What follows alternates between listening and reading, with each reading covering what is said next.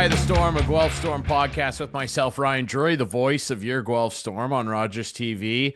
Real excited about this episode because we're talking about a guy here who was drafted in the second round by the Guelph Storm. He was drafted as a forward. We all know that he's got filthy hands. We call him William McFilthy for a reason up in the booth. But this guy's been doing some damage, and he's been doing it from the blue line. Ladies and gentlemen, Guelph Storm defenseman, Wil McFadden. Will, explain yourself. Yeah, I mean, it's just we've been short on D, so I got the call to go back on D, and I've been having fun with it. The coach has been helping me a lot, so I mean, I'm just staying there for now. Yeah, for now, dude, you might find yourself permanently stapled back there, man. The way you're playing, I mean, it's been incredible to watch you. I mean, you are going to sail past your career high in points. You had 25 last year. You already have 20, and you have been absolutely lighting it up from the point. What do you think it is about the way that you're used to playing the game? Because like I said, you're drafted as a really skilled forward. We've seen the hands, we've seen the vision. What is it about the way that you've played the game previously up front that is allowing you to have this type of success from the blue line? Yeah, I mean, I think it's just I think I'm pretty hockey smart, so I can see the ice when I'm on like the back end. It's more everything's in front of me, so it takes I think it takes to be hockey smart to play defense, and also just I have the offensive side, so when we get into the offensive zone, it helps me to be able to have offensive experience and playing offense. So that's been helping me, but also just doing video and all that with the coach on the back end, Rob Davidson. He's been helping me a lot. He's been teaching me different strategies to use with like gap control and all that. We've been working on it a lot, like before practices. We go on early and do stuff with that. So yeah, just all of it combined has been helping me. Well, like we've been so impressed because, like, look, you see this happen at all different levels, even in the NHL. You know, teams shorthanded, they got some guys hurt, they got to throw a forward back there. But it's rare that you see an elongated period where a guy switches positions and is having this type of continued success. Like, you get a point every single night, it feels like, if not two. Like, it's been unbelievable. And you talk about kind of working with Rob Davison and getting gap control down. How different is it operating from the back end for a player like yourself with that type of vision than it is playing forward? What are some of the major differences that you're seeing from way back up top there? Yeah, I mean, it's kind of like you're a quarterback on an NFL team or something. It's just different routes are being ran. Like you see someone cutting up, you have to hit them or skate with it. But the play's always in front of you. The puck's on your stick, so you're skating up the ice, and you can see different things instead of like the biggest difference for me from on forward is you're always looking back for the puck, or like as a winger, you're looking back for the defense. You don't have as much speed, but on the back end, you get to kind of carry the puck with your speed, make different plays, and it's kind of ran through you. But also on the defensive side, like you have to be up, you have to kind of What I learned a lot, what I didn't know before was like it really matters in the offensive zone where your positioning is. If you're just kind of laid back and when they get it, you just skate back, like they're gonna burn you, they're gonna make plays in front of you, and so you have to be up. You have to kind of be willing to. You might get burnt, but like you have to play where like you're really close to them where they're gonna make a play on you. I think that that might be something that is most impressive to Mark and I and everybody up in the booth watching you do this, Will. Like, we all know the offensive game that you have and the hands. I mean, I've been calling you McFilthy since you came in the league because you've got some unbelievable mitts. But I think the thing that impressed us the most is how well you're playing defensively as a defenseman and gapping up and utilizing your skating ability. And you're not getting burned out there very often. How big of an adjustment is that in terms of, like, when you're a forward, you get to go in there, you're on the forecheck, you're chasing the puck. But from Yeah. back there, you have to kind of anticipate the puck a little more and cut lanes off. Like, how big of an adjustment is that just in terms of pure skating? Yeah, it's definitely an adjustment. You're skating backwards way more than you're skating forwards for sure. But another thing Rob tried to help me with is the best, like the way to defend is you want to skate forward as much as possible. So with different angles, and you have to kind of adjust to like this the how fast he's skating up the ice. So, like you want to skate forwards for as long as possible before you switch to skating backwards, and then it's just kind of a lot of communication with your D partner, with the people back checking, and yeah, that's what I notice. So I want to tell you something, and she won't mind me sharing this. Lisa Delamadia, who of course handles a lot of day-to-day work for you guys, when she helped set this interview up, she said, "Is it okay for you around 7 o'clock to chat with little Wil McFadden?"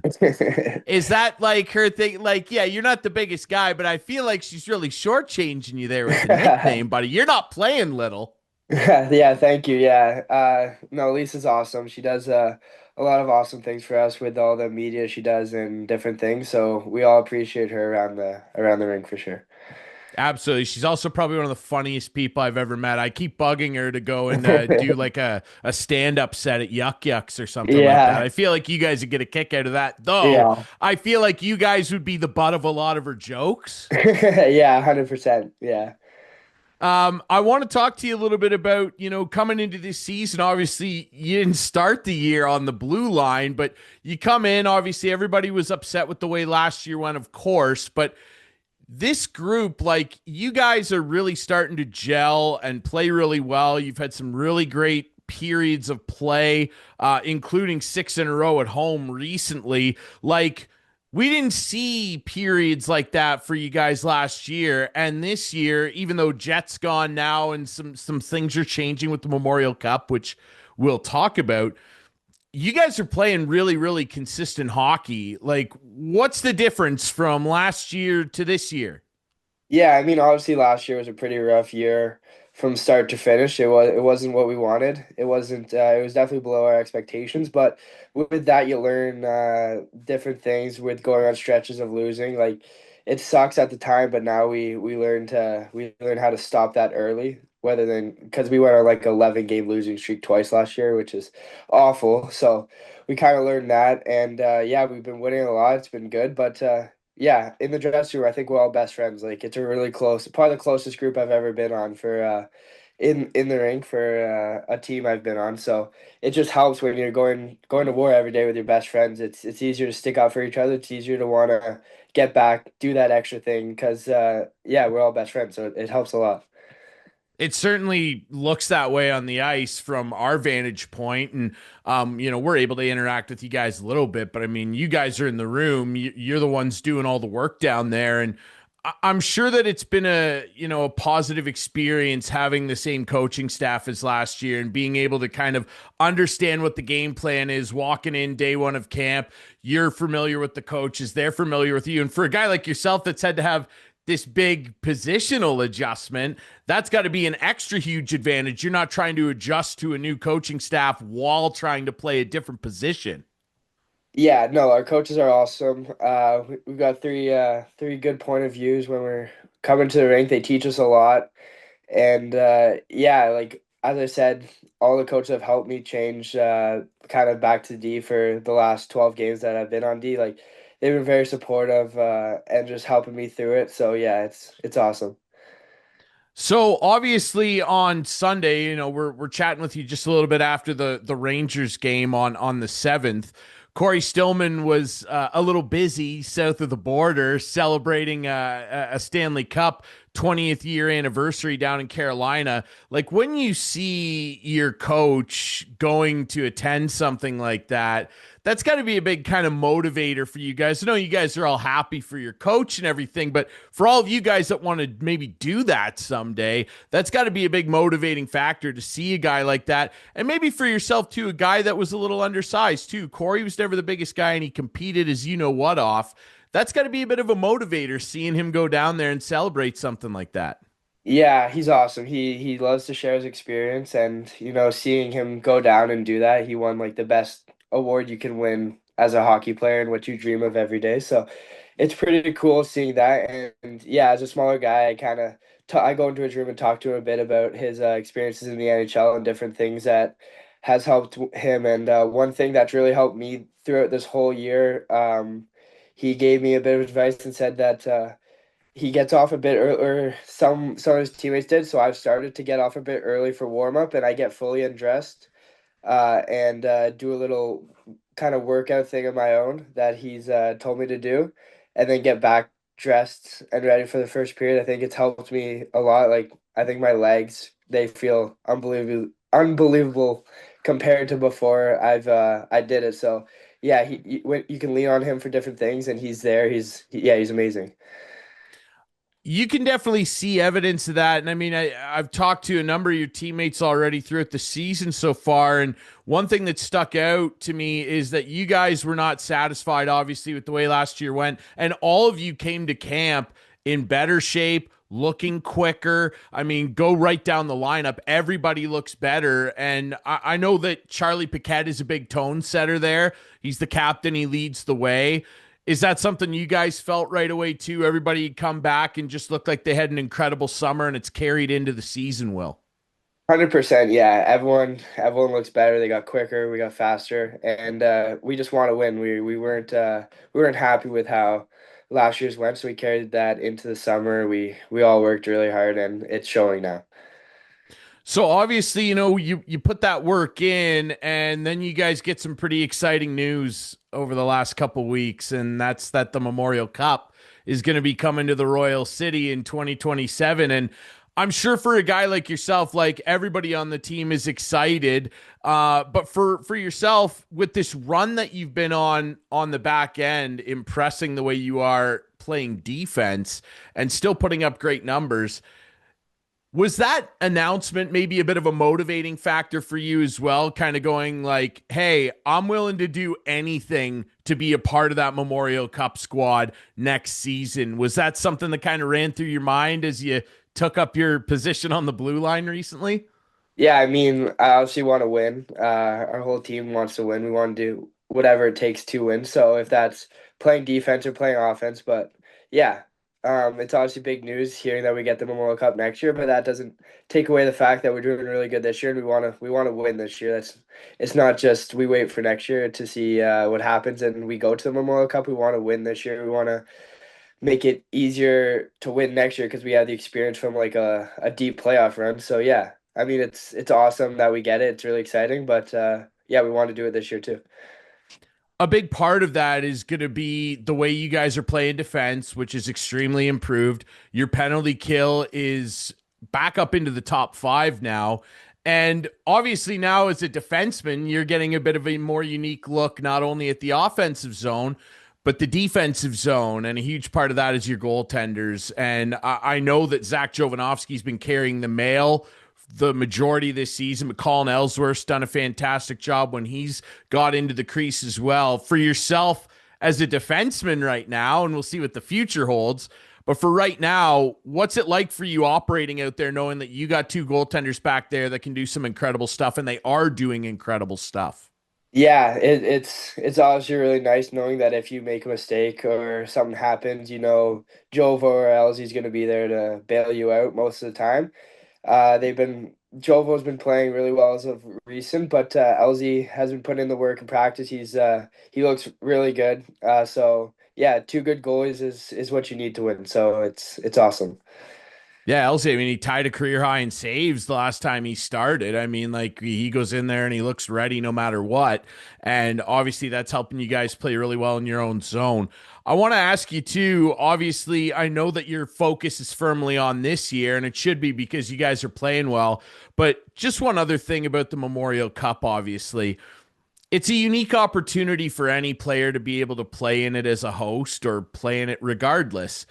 But when you guys as a group and this young core that George Burnett has built around, when you guys kind of step back and take a look, I don't know if you've considered it, you guys could have the opportunity to be the first Guelph Storm team to ever win the Memorial Cup. Obviously, the Platers won it back in 1986.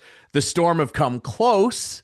They've had four different opportunities and, played in a couple others. But when you think about that, that's got to be a pretty big motivator too. Like, hey, we could be the first ones to do it. Yeah, I mean the Memorial Cup's the biggest like trophy you can raise in the CHL. So it's obviously pretty cool and being the first team in Guelph, it's obviously there's pressure with that, but there's also it's a really good opportunity, and yeah, we want to win it. Obviously, we want to do really good things next year, and win the Memorial Cup. But we want to win the OHL Cup too. We don't want to just go in the easy way. We want to win it all. But obviously, this year it's also on our minds. We want to win. We want to go deep, and yeah. Obviously, Will, the first time I had you on this podcast, as I do with every player the first time, kind of learn a little bit about your background, a bit about your family, your upbringing. I wonder what it's like talking to them about you playing defense now. I know that your parents and your family, obviously, like any hockey player, huge part of your journey. I know your mom was trying to get a hold of you there before we jumped on here. Like, what's that like for you talking to them, and what's their experience been like watching their boy back there on the blue line and succeeding at it? Yeah, well, when I was really young, they started me on defense, so I played D until probably like 9 or 10 years old. Then they moved me back to forward because my dad kind of believes in developing every part of your game, the defensive part, the offensive part. So he's really keen on that early. So he's happy to see the success, obviously, but he knows that it's hard work, but it's yeah, it's good right now. It's paying off. Well, thanks, Dad, for having the foresight to, do that at a young age. It's really paying dividends for you. And I want to ask you too, just a bit about, now that you're playing defense pretty steady of late. I think it's going to be difficult for them to take you off the blue line. And maybe I don't know what the conversations have been like with the coaches. I don't know how much you can reveal. Like maybe when everything's back to normal, everybody's healthy, in the very least you could continue to operate back there on the power play. Like, are those conversations that are happening pretty often, Will? Yeah, I mean we talk a lot we about it, but it's kind of just a day-to-day thing. Just we'll like it, yeah, we'll see what happens. We do video, so they help me with that, but yeah, it's just like kind of we'll see what happens. I don't know, man. I like you back there. I'm gonna have a tough time watching you go back up to forward if we do that. I mean, I think we got to get the t-shirts going. Wil McFadden is a defenseman. The whole thing. I think it would. I think they would sell, man. I see a lot of McFadden jerseys in the stands, by the way. So, and I needed to mention this to you. She'll kill me if I don't. You're my mom's favorite player on the team. Mom was like, if you're talking to Will, tell him he's my favorite. I'm like, okay, Mom, I'll do that for you. So there you go. You got a big fan in her. Yeah, I really Um, appreciate it. I want to ask you too, obviously playing defense so often, you've mostly been paired up with Rowan Top. And I think that the two of you, the way you guys play the game, it's kind of a classic D pairing. You're the kind of puck rushing guy that gets up in the rush, and Rowan is that kind of steady, no holds barred. He doesn't take any prisoners out on the ice. He kind of is out there to be the stout defensive guy. What's your experience been like? Because you guys look like a heck of a pairing out there. Yeah, I mean he's awesome. He puts in the work, whether it's before practice, he's on the ice or early with me. He's trying to kind of teach me a few things, or after practice, he's working out. Like he's always doing something to better himself. But yeah, I mean he's been teaching me a lot from my first game to now. We've been together. We've been learning off each other. But his defensive game is amazing. He's so good at like the little things that you don't really notice. But like as I've been watching as kind of more of a defensive player. Yeah, he's really good, and it's a good deep pairing. I think we're working really good together. So yeah, we'll see what happens. Just in terms of going forward for the rest of the year, I mean, we're not very far away from the holiday break, and you guys are going to be going on a pretty lengthy road trip. Do you look forward to that? Because being on the road, it's a different vibe than playing at the Sleeman Center, which is an incredible atmosphere. But getting out on the road, hitting the hotels, being on the bus with the guys, like I'm sure that when those longer road trips come around, it's something that the guys get excited for. Yeah, it's really fun. But first, like yeah, what you said about the Sleeman Center, the atmosphere is awesome. The fans are really good, especially this year when we're winning. You can see it's a sold out crowd every night, so it's amazing to see. It's really helps us. You can see from our home record, we're like 12, 10 and 5 right now, so Yeah, but yeah, away games or road trips are really fun with the boys. We play some cards on the bus, or we play some NHL if it's brought. So yeah, staying in the hotels is fun, and yeah, it's really fun. Okay, well, you brought it up. I need to know, is Charlie Paquette still the card wizard? He has claimed for years that he's the euchre champ, he's the best card player. Doesn't matter what game we're playing, he's the best. Is he still running the table? No, I don't think so.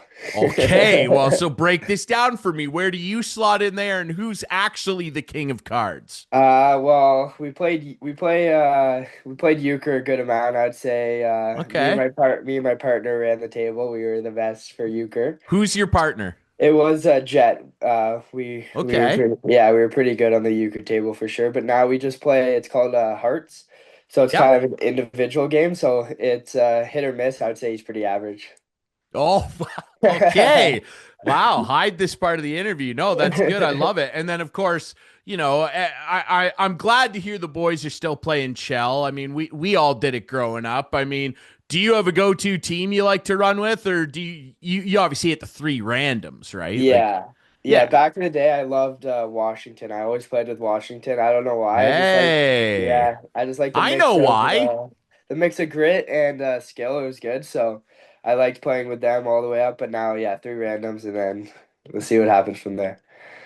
Did you grow up with the guy like we all had that friend that just could not leave the poke check button alone? It was just R1, R1, R1. And I mean, if you're using Washington, automatic power play goal, you just set Ovi up for the one timer and you're winning games 9-0. Did you have a friend like that? Is there one on the team? Yeah, there is one of the teams, my billet brother actually, Rylan Singh. When we play, Wow. he's He's the always poke spamming. check guy.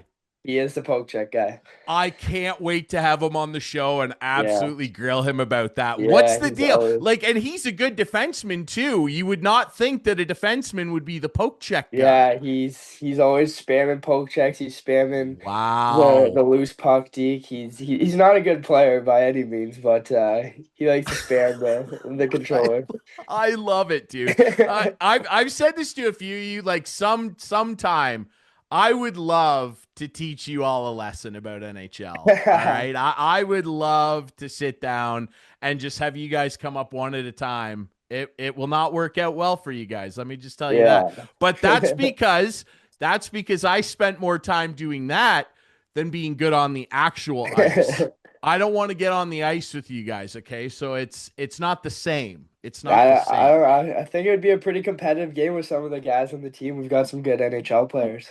I've heard. Do you think you're one of the best ones? Who would you say is the toughest? I would say top five on the team right now is I would go Steve-O's up there. Okay. Charlie's up there. He's pretty good.